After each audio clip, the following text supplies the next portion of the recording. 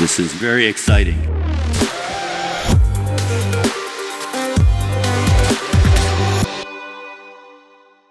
Hi, I'm Dale Peterson, and welcome to the Unsolicited Response Show. Joining me on the show again is a repeat offender here on the Unsolicited Response Show, Eric Byres. Eric, I'm going to give you the long intro this time.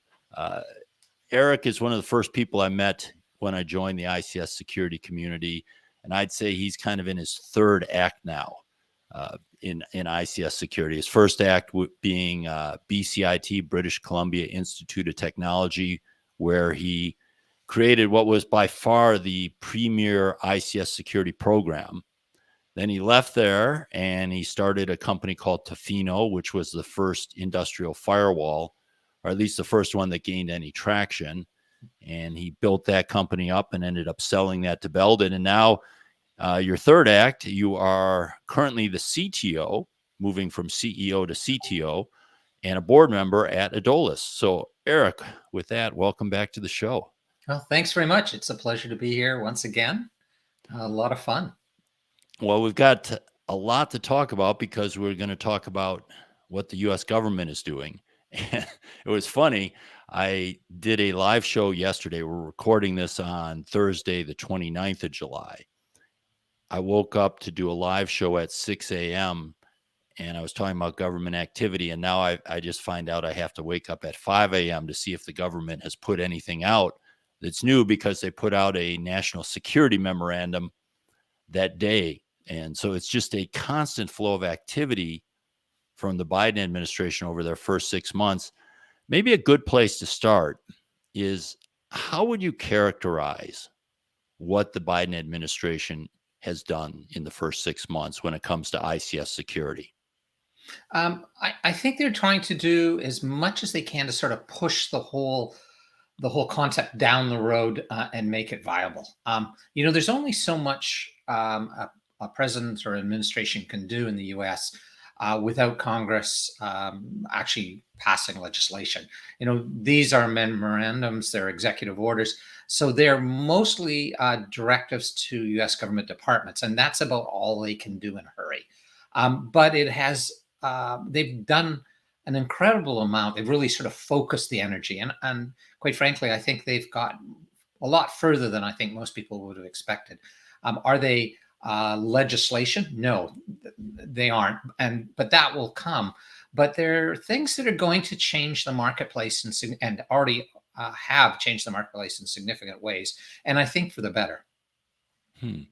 Well, let's hit this National Security Memorandum. So it was a National Security Memorandum on improving cybersecurity for critical infrastructure control systems.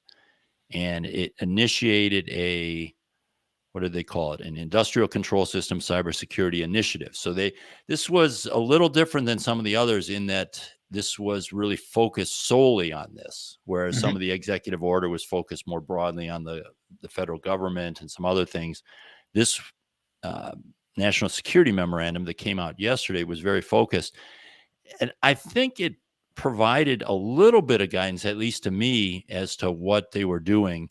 And it seemed like they broke it into two things. Now, this was much shorter than the executive order, Yes. but it was very clear on two things. And if I can just read from it here, the first one was, the primary objective of this initiative is to defend the United States critical infrastructure by encouraging and facilitating the deployment of technologies and systems that provide threat visibility, indications, detections, and warnings, and that facilitate response capabilities for cybersecurity.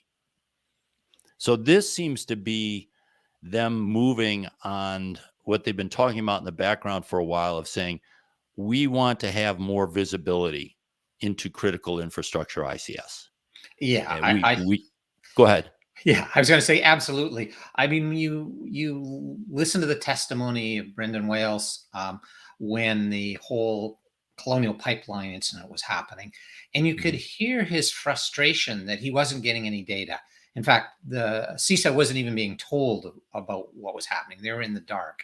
And so I think that there was a lot of frustration that the U.S. government could do nothing, was not being informed and could do nothing. And so you could really see this latest initiative as an attempt to address that. And in fact, in the flutter and avalanche, I guess is probably a better word for it, of memorandums and directives, what we saw come out from the Transportation Safety Administration, TSA, what last week, 2 weeks ago on pipelines, was exactly that.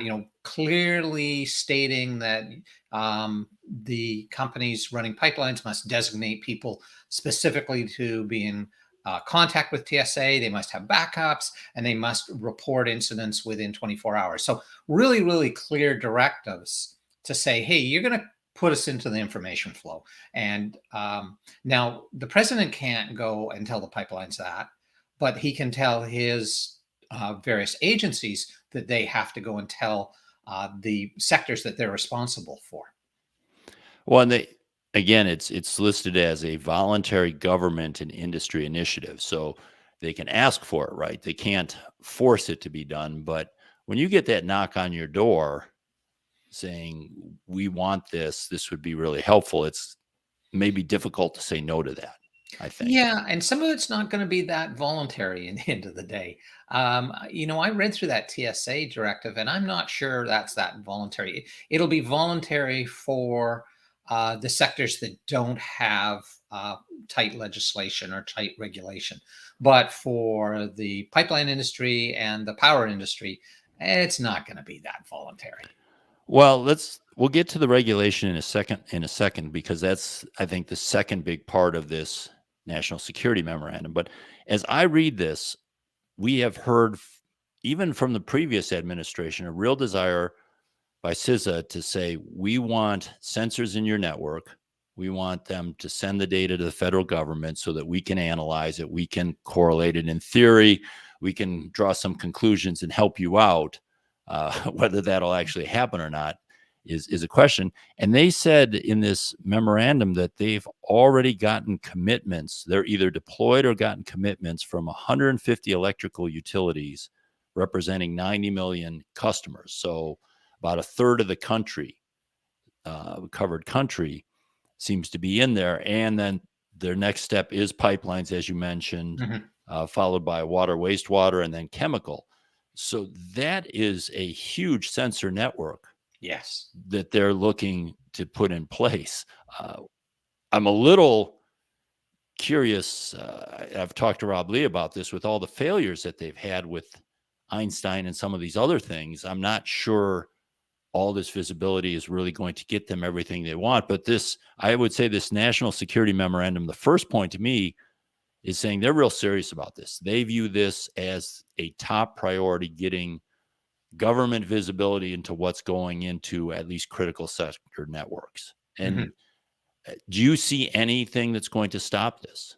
Is this something that is just the train's rolling, whether it's successful or not in terms of results, it's going to be put in place? I think the train is rolling. I think you're absolutely right. And I think it's more than just the sensor network. Again, you look at what TSA put out, it's even just basically, properly set up the human network. Would you please phone us when you've got a problem? So I think there's going to be multiple levels. There's going to be sensor networks. There's going to be information exchanges. And yes, I know we've had ISACs, but that's really been industry internal. And so I think this has now become pretty much unstoppable. And I honestly think it's for the best, whether the big picture where they can get all those sensors actually working and not have and have that as a functional system and a secure system. Well, the jury's out on that. It's going to be tough. But I think that there is going to be something at multiple levels at the end of the day. Yeah, I think there is. I don't think it will be terribly difficult to put it in place. I wonder about the benefits of it. That's where I'm questioning a little bit is, okay, they get this all in place, they get this information. Is it really going to help them as much as they think it's going to help them? I'm less clear about that actually happening. Yeah. Yeah. And again, just you look at Einstein and solar winds and all these other things. And I guess the other part is just the manpower that they're going to need to run this, the men and women with the skill sets to be able to make sense of this, hiring them into government agencies at government salaries when those are some of the most sought after people in the world. That's where I really wonder whether this is going to give them a false sense of assurance, or they're going to do all this and then say, well, we got it all, but now we need more, because that was what happened a little bit after solar winds. They had all this, and their answer to the fact they didn't detect it is, well, we need more detection. So I'm a little worried about that. Any last comment on that part of it before we move on to the second one? Yeah, I like you, I'm sort of doubtful that the government, at least at this stage, can take that much data and make it into useful information. That there's that big gap between collecting data and actually making it into actionable information. And I'm not sure that's going to happen. Probably the first thing that it'll be useful for is when you are in the middle of a crisis. The government, and they know what they're looking for, will be able to sort of coordinate with multiple companies simultaneously. So sort of better visibility, something's going on pipeline A. Well, we can get some idea of indicators. Are they showing up in other pipelines? This is a lone attack on this pipeline, or is it industry wide? So I do think it'll get used for at least incident response. Whether it's going to be predictive or preventative, well, the jury's out on that one. That's a really good point you made, though, because when I've worked with asset owners who are buying, products from your Clarities, Nozomis, Dragos, and that, the first thing they always want is asset inventory. Yeah. Then after that, they're hesitant to go just straight to detection just because of the burden of it. But we've pointed out the next best value is you have a forensic set of data in case anything happens. So you can bring someone in, they can look at it. I guess the same thing is true on a much larger scale for the government. They'll have that data. They'll be able to respond better. That's a really good point. Yeah. Well, I was listening a couple of months ago to a Canadian security agency briefing up here, and it was kind of amusing. And I think the U.S. government probably faced the same thing. Now, this was a briefing 4 or 5 months into solar winds. And part of the briefing was this discussion about the fact that they really hadn't found out even where the SolarWinds product was distributed across Canada yet. And I'm sure it's the same in the US. And that they were still getting companies 4, 5, 6 months later phoning up and saying, hey, guess what, guys? We've got SolarWinds products in here that we didn't know about. So I think that there is currently like this complete lack of visibility. You have a crisis going on, and it's going back to that asset inventory problem. If you don't even know what you own, you're going to be having a bad afternoon protecting it. And so I think at least perhaps they'll start to be able to understand the quote inventory across the country in critical infrastructures. Okay, let's drive. You're exactly right. Let's dive though into the second part, because I thought this one was actually new. I had known that they wanted that detection capability, but I think the second part is really saying that they want a mandate to be able to levy security control requirements across all critical infrastructures, and they don't feel it. They said one of the requirements is that the Secretary of Homeland Security is issuing preliminary goals for control systems across critical infrastructure sectors no later than September 22nd, 2021, which is extremely aggressive. Yeah. It's like 40 days from now or something like that, followed by the issuance of final cross-sector control system goals within 1 year of that date of this memorandum. So they're saying they want to be able to say, look, critical infrastructure, this is what you should be doing, which I thought was very interesting. But then in a background press call, they were really clear that they wanted legislative authority, or the legislature to give them authority to make this mandatory. They didn't say who this was. It was someone in the administration on background, but it said So essentially today, there's no strategic coordinated requirement for the cybersecurity of critical infrastructure. There are, to the extent, as I noted, there are mandatory cybersecurity requirements. They are either sector specific, finance and chemical, mandated under state or local law like electric ones, or they're limited in piecemeal. So, and then this is the key one. So short of legislation, there isn't a comprehensive way to require deployment of security technologies and practices that address the threat environment that we face. So they're really saying we're going to put out these voluntary set of requirements, but we really should have the authority to make them mandatory, is what I got from that background press briefing. And I think that ties into what you're saying with what they're doing in the pipelines. Mm-hmm. Because as I read, they haven't published those requirements yet from that second, I don't know if it was a directive or letter or whatever that came out of those responsible for regulating pipelines. But they were saying, we are going to require you pipeline operators to do these things. Mm-hmm. And now it sounds like they're saying, we are going to strongly recommend other critical infrastructure entities that you do these things. That's a little bit different than the executive order, isn't it? Or is that just an extension of what was being done in the executive order? No, I think it is different than what the executive order was doing.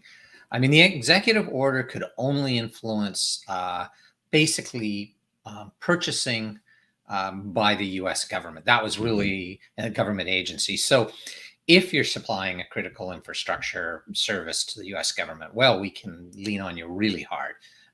And the executive order was basically saying to the agencies, you know, you are going to demand the following from your suppliers. You're going to demand the following agreements from, whether your suppliers are supplying software or internet services or OT services. So it was really, in a way, a big contractual language document. This, to me, sounds different. And I think it is going to take legislation, which, again, the administration itself can't generate. But it's sort of setting a floor. It's right. And I think it's reasonable. And then the agencies who do have strong legislative controls then can go and actually demand that out of the industry. And the rest of the agencies can beg. And then hopefully there can be legislation that will actually make it a requirement right across all the industries. But that I see them as quite different focuses.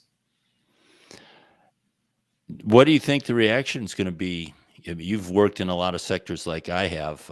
What do you think the reaction is going to be from the asset owners when they get this list of recommended security controls in 40 days and are expected to put it in place within 180 or 365 days?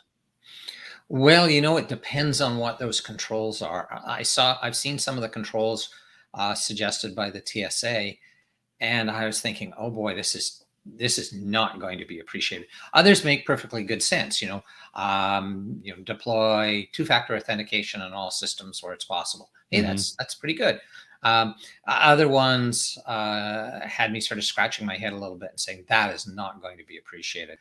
So I think it's going to really, really depend on how sort of, let's say, I'm trying to think of a good word for this, whether they're more strategic or whether they're going to be really down in the weeds and tactical and therefore kind of interfering with the processes. And I think it'll be most annoying to sort of two groups. One, companies that have really sophisticated cybersecurity programs already, particularly, say some of the large oil companies, and they're already well down the path. Or companies that don't have much cybersecurity at all, and they're actually going to have to do something. And I think the ones in the middle probably won't be impacted as badly because it'll give them some guidance and it'll also give their boards some cover to say, well, we did what the government told us.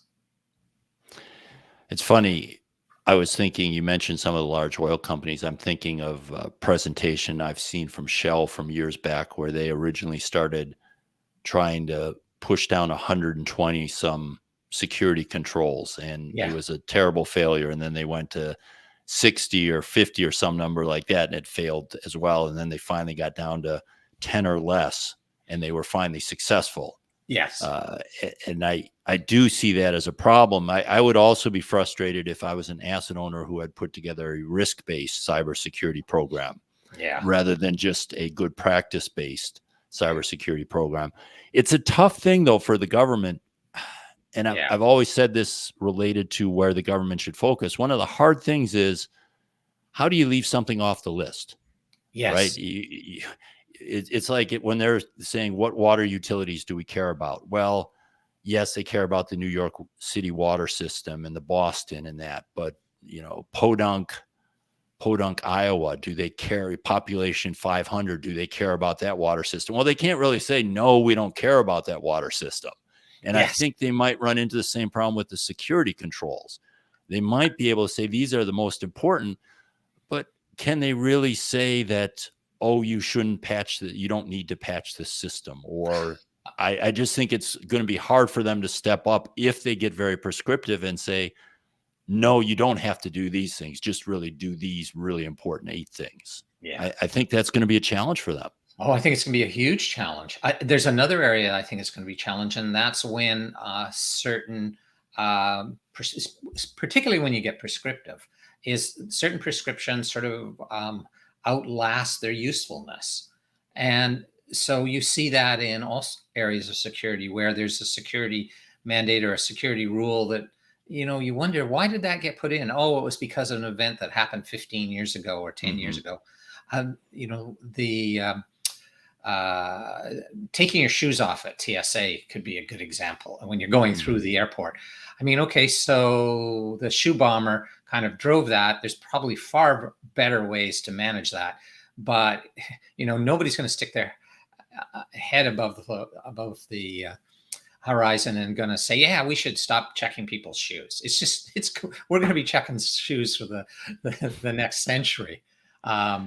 And so I think that is likely to happen here. I see that in password policy all the time. There's way better solutions than mandating complexity in passwords, but it's been around since NIST put those guidance out in the 80s, 70s, and we just can't get rid of that rubbish. Yeah, and even when they change their guidance, it still stays. So you even have that inertia. Yeah, I think it's going to be a real challenge. We'll have to watch that. And the funny thing is we won't have to wait very long because we'll see the approach in September. Yeah. But I almost wonder if they would be better off saying, here's 5 to 10 that you must do or that we think are mandatory. And then after that, take a risk-based approach. Here's a catalog of controls that you can consider or something like that. But if they come up with a list of the top 40 things that you must do, I just see that as it's going to be bound to fail. Yeah. And I really hope it is risk-driven. Maybe they'll surprise us and they'll make it completely risk-driven. That would be fantastic.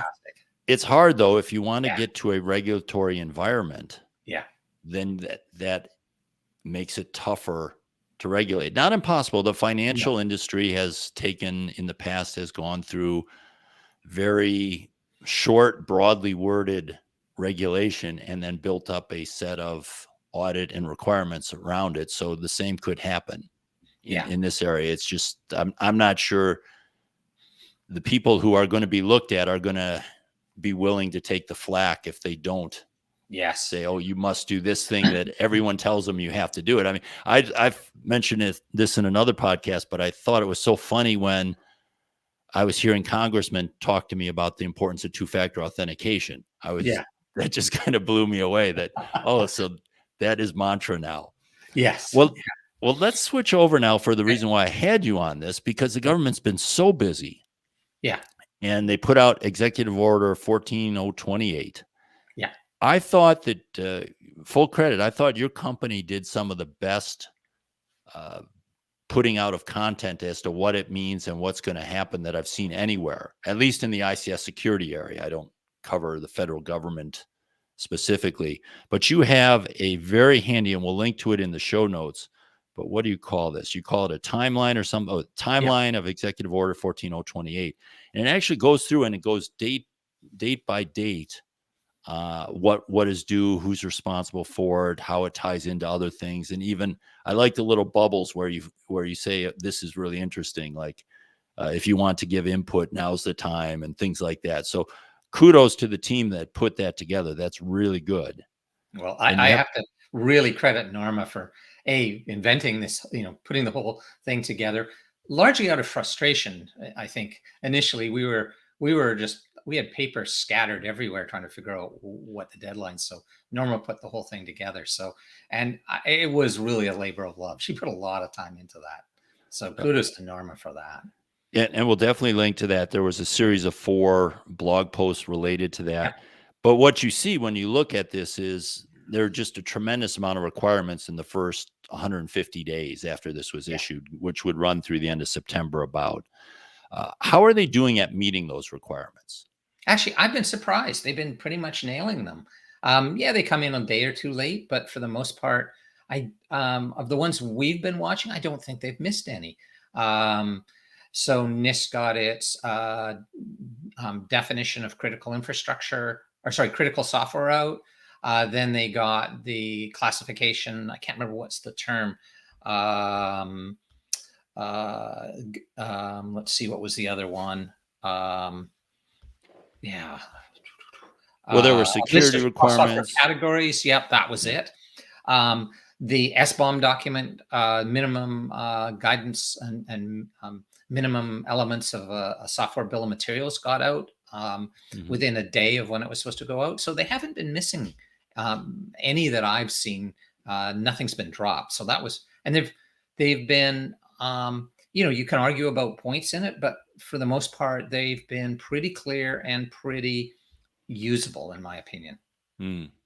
Well, that's one of the benefits of having a short timeline, right? You can't create long, unusable documents with with limited time. Yeah. And you did mention, I should note this. I wrote this down from one of your blogs, but you said the executive order is a massive and complex policy document. The average length of an EO is under 3.5 pages. Most are just 1 to 2 pages. This one was 18 pages with 74 actionable directives. 45 of those have defined due dates. So that's why we needed that timeline. It was incredibly complex. Yeah. One of the areas, let's maybe dig into something, because aDolus does focus on the supply chain. Yeah, absolutely. SBOMs being part of it. As you read that executive order, it covered 4 main areas, but the supply chain seemed to be the one that drove a lot of the requirements in here. What do you think, in terms of the deliverables in the executive orders? Which ones, if any, do you think will make a difference in actually helping to secure the supply chain? Maybe not solve the problem, but are there any that you say, this needed to be done, this is going to make a difference? I honestly, and maybe I'm a little biased because I've been working on software bill of materials for 3 years now, but I honestly think getting the formats nailed down for software bill of materials and getting uh, the primary elements nailed down, and you've watched standards operations drag on for decades. We both watched those go down, and for NIST, NTIA to actually nail that out and say, yep, this is it. It's not perfect. I think that's actually going to be really, really useful, because one of the things that I've heard over and over again was sort of stalling tactics. I mean, you had, in fact, Alan Friedman and leading a panel 2 years ago, and it was really interesting listening to the asset owner saying, I really, really need some information about the software you're shipping me, and hearing the supplier saying, well, I can't give that to you. And now this one is sort of ended that discussion. Yep, here's what you're going to be able to give. Here's the minimum requirements. If you're going to give me something, here's what it is. So I think that is actually going to change things. And I mean, we're seeing that in our business. I mean, every day I get a phone call from somebody saying, help, I need help building software bill of materials. Now, the executive order is aimed at the federal government, as you said early on in this conversation. Is what's going to be the impact then for asset owners and vendors, ICS vendors, if they're not federal government, most of them with a few exceptions? Will they be impacted by this, benefit from it? Yeah, they'll benefit. In fact, I know of a very large Middle Eastern sovereign oil company who's watching this and saying, and is going to demand in 2022 from all its providers that they provide software bill of materials. Um, and before they could have got pushback. Oh, sorry, we don't generate software bill of materials. I'm sorry, we don't have the technology. We can't do that. So blah blah blah. And they would have probably faced a lot of pushback. The fact that anybody selling to the U.S. government, and most of the large providers sell something to the U.S. government, they're going to be providing software bill of materials. That kind of makes that excuse go disappear. It's going to be really hard for most of the large providers to say, no, we can't do that. And then the second thing that's happening that I've seen, and there was a really good talk by Sunil Yu, who used to be the chief scientist at the Bank of America, talking about how the whole discussion around software bill of materials is changing in the financial institutions.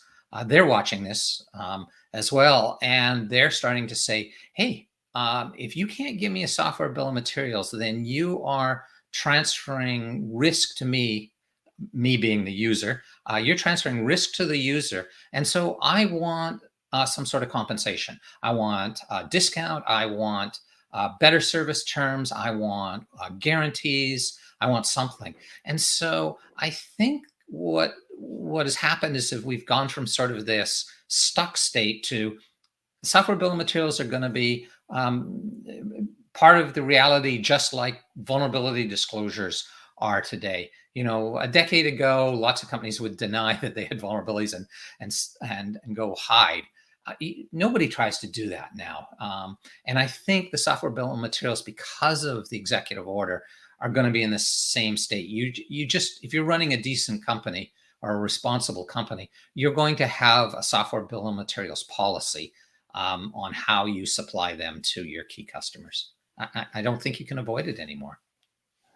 I think it's an important part, but one of the reasons why I wanted to have that panel that you referenced at S420, the title of it was "An SBOM Exists, Now What?" Yeah. And I think there's definitely a good push from the government to create these, to come up with a format that we can all use, even if let's say it's not perfect, but it's good enough to actually make some progress. But then it doesn't really do me much good if I get this and I can't do anything with it. I could spend a lot of time analyzing it. What happens if something is obsolete in that SBOM? Yeah. What happens if something is compromised? Vendor doesn't necessarily have to test and replace anything. Were there any other elements in the executive order that you thought would help with the supply chain problem beyond this information dump that's going to be available? That's a good question. I think, I absolutely agree. And some of my SBOM creating friends are going to hate me for this, but SBOMs on their own are not all that useful. And I can give you some examples. In fact, we had a customer tell us of a case where an SBOM was really useful yesterday, but just an SBOM on its own, by the way. But it's sort of an underlying document after which you really can't do much without, you can't do much. You're kind of stuck. And I think that probably the most exciting thing I've seen, and it's referenced not in the executive order, but it's referenced in multiple places in the NTIA documents. And that is something called VEX, a Vulnerability Exploitability Exchange. And basically what that is actually using SBOMs and vulnerability databases. And one of the things we're going to be faced with is, we're going to, once we understand what's in the software, we're going to go looking in the vulnerability databases and we're going to get an avalanche of vulnerabilities. But they're not necessarily exploitable. So VEX is say, hey, marry these two documents together. That's a really good idea. But then create a third document that actually says, these are the vulnerabilities that are actually exploitable, i.e. meaningful, and these are the ones that are not. And let's have it in machine readable format, and so that you can go from maybe 2,000 vulnerabilities to maybe 200 or 20. And so you can get much, much more focused. I think it's getting much closer to addressing the problem that we faced with the CVSS and the National Vulnerability Database, where we'd say, well, here's a CVSS score, but it really doesn't mean much because we don't know whether it can, can it really be impactful?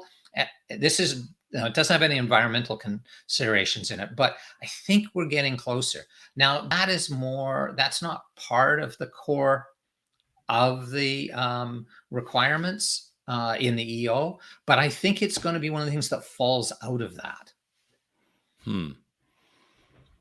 You could, going back to your earlier argument, you could use this for after incident investigation, right? So this Yes. could have addressed that solar winds problem that you talked about. Everyone would say, yes, I have solar winds. I know I have solar winds. Yeah. So that's one thing you could do. Yeah. It reminds me a little bit of, and I've even heard Alan make this analogy before, that you have a list of ingredients on the products you buy, the food products you buy. Yes. So in theory, I, as a consumer, could be looking at those every time I buy them, but I find that I rarely do that. Yeah. I more tend to say, I trust this brand, or these people provide healthy products. I'm going to buy from them. I'm not going to eat at this place. I don't look at the ingredients, especially at a restaurant, if they included them on the board or something like that. So I worry a little bit that there's false hope for these SBOMs. Yeah, I think there is a risk. I would concede that. I think the thing about the SBOMs, just like that can of soup you're looking at, you can look at the ingredients. If you don't understand the ingredients in their context, you look down that ingredients list of soup and it says, there's something called monosodium glutamate. Well, is that good or bad? I mean, and just having the list of names and is kind of useless. SBOMs are really going to be valuable when we enrich them to say, MSG does this to you, and that old version of TCP dump has the following vulnerabilities and they're exploitable, and the attackers will do this to you. So it's by no means the end of the line. And I do, by the way, I was thinking of a number of other things on that, on the supply chain beside SBOM. So I don't want to, even though I get, I think they're super important. Sure. I don't want to say they're the whole enchilada. And I do think that, there is this whole section that NIST is going to be publishing next February on a whole bunch of practices to enhance supply chain security. There are going to be things like ensuring that companies have better tooling to maintain their trust in their source code, better tools for demonstrating conformance. Vulnerability disclosure programs have been largely voluntary. I think that's going to start to end.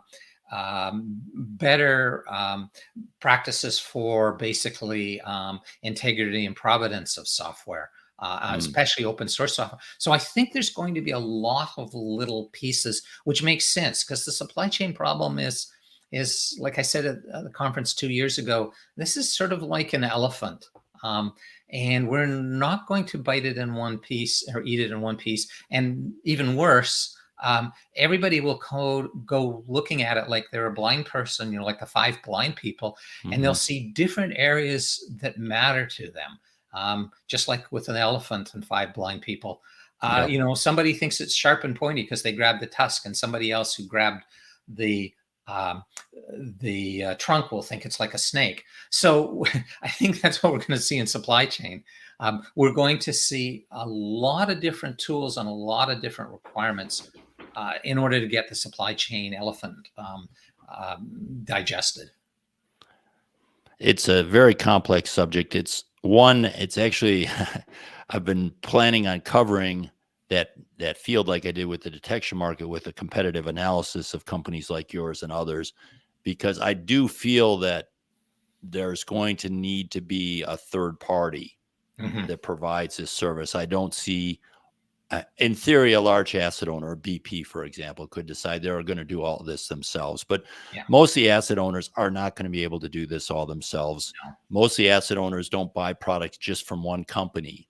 So Yeah. even if the company does a good job, they're not going to want to deal with the interfaces from 15 different companies. Yes. And so I just see that, and the business cases around this, as I've talked about in a number of interviews here, that tends to be, to me, the most interesting. Who pays?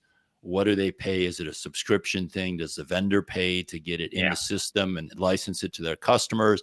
And it probably will vary based on the size of the system, the type of relationship you have. Just like we see, there's some systems that are sold almost exclusively direct by big DCS vendors, Mhm. or by extremely large integrators. And then there's others like Rockwell Automation or the OSI Soft Yeah. Pi that almost are never, or at least in Pi's case, is almost never sold direct. So we're Yes. going to see a lot. It'll be fun to watch. Let's maybe, This will. yeah.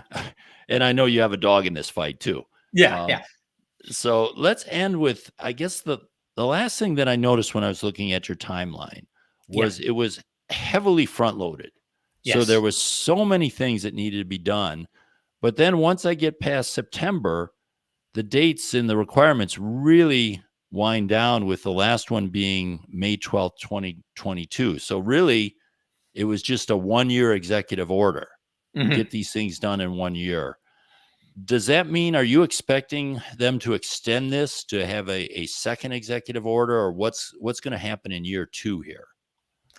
Yeah, I think there is. I think there will be a second. I do think there'll be a second executive order. First of all, I think that there's going to be things that break. That this is as you mentioned earlier, a massive document with massive complexity. So I think that there's going to be executive order part 2, Mhm. and you know, I no question about that. I think that's absolutely going to be critical. And a lot of it too is, a lot of this was sort of the first 6 months are really around sort of setting out the guidelines, the policies, and the standards. Now it's going to be the rubber hitting the road. This is where companies have to start to actually comply. I mean, it's easy to say this is the minimum requirements of an SBOM, or this is what you have to do. You have to deploy two-factor authentication, blah, blah, blah. You have to do something like this. I think the next year, in fact, probably 2 years, because this is impacting all the FAR documents as well. And they always take a couple of years to sort of grind through. It's going to be a real project for the procurement groups in the US government to sort of change the procurement language, and then all the vendors to scramble to make sure that they can meet those requirements. And so I think that is going to be the hard part, and that's going to take a couple of years. But as lessons are learned, I think we're going to see a couple of more, at least one more executive order on this topic. I was just looking here, for example, when you mentioned FAR, May 12th, 2022, which is the last one of the things is recommend FAR contract language changes requiring software suppliers do XXX, that sort of thing. Yeah. So we do eventually get there. But it's funny, most of the requirements are documentation type requirements and procurement type of requirements. Fewer requirements. I guess like in November, there's one that they have to adopt. Agencies have to adopt multi-factor authentication. So there's a few of those. Yes. But most of them are procurement related, it seems like. I think that's the nature of an executive order. That's really where they have the clout. Well, I think that's somewhat driven by that. Well, they also have clout though on the agencies themselves, right? Because Yes. they run those agencies. It's funny when we see these OMB audits of the agencies, they tend to do very poorly. Really, yes.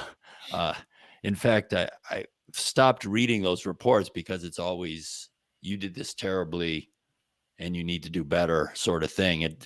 I'm not sure there's a lot of value. In fact, in a way, audits aren't really good if you always fail them, right? Then Right.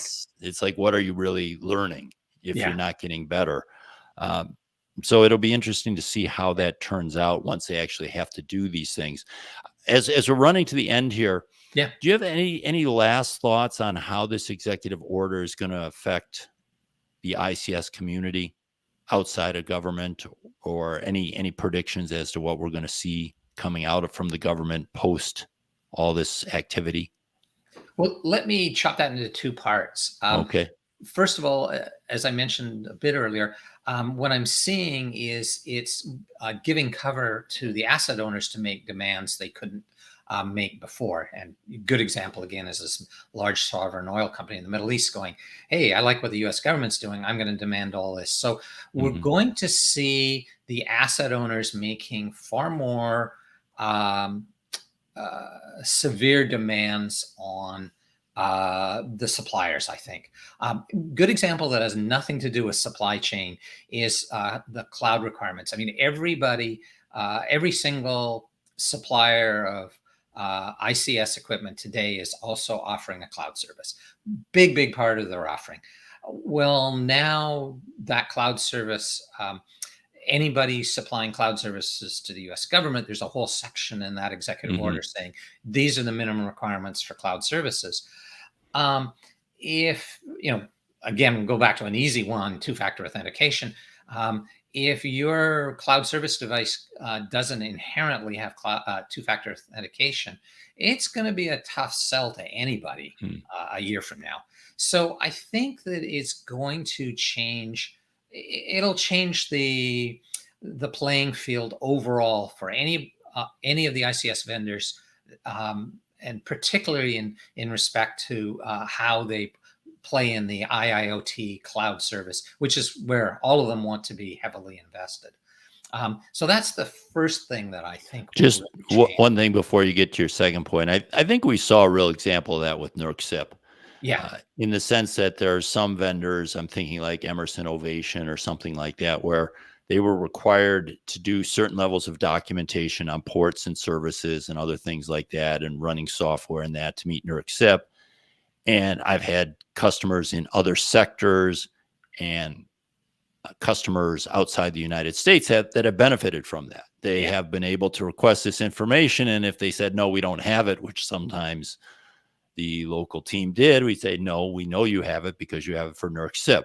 So please yes, provide it. So I can see what you're saying there, not just in cloud services and IoT, but really across the board. If they know they had to create it, then you can push them harder to get it yourself.